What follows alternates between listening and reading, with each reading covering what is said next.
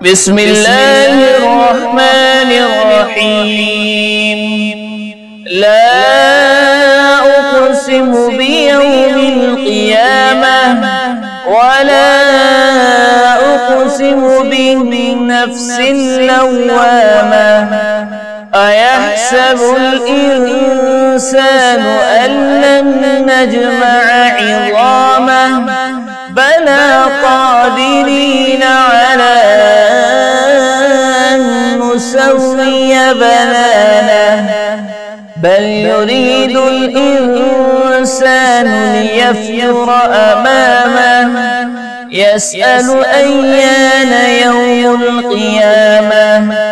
فإذا برق البصر وخسف القمر وجمع الشمس والقمر يقول الإنسان يومئذ أين المفر كلا لا وزر إلى ربك يومئذ المستقر ينبأ الإنسان يومئذ بما قدم وأخر بل الإنسان على نفسه بصيرة ولو ألقى معاذيره لا تحرك به لسانك لتعجل به إن علينا جمعه وقرآنه فإذا قرأناه فاتبع قرآنه ثم إن علينا بيانه كلا بل تحبون العاجلة وتذرون الآخرة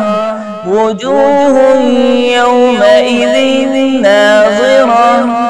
إلى ربها ناظرة ووجوه يومئذ باسرة تظن أن يفعل بها فاقرة كلا إذا بلغت التراقي وقيل من راق وظن أنه الفراق والتفت الساق بالساق إلى ربك يومئذ المساق فلا صدق ولا صلى ولكن كذب وتولى ثم ذهب إلى أهله يتمطى أولى لك فأولى ثم أولى لك فأولى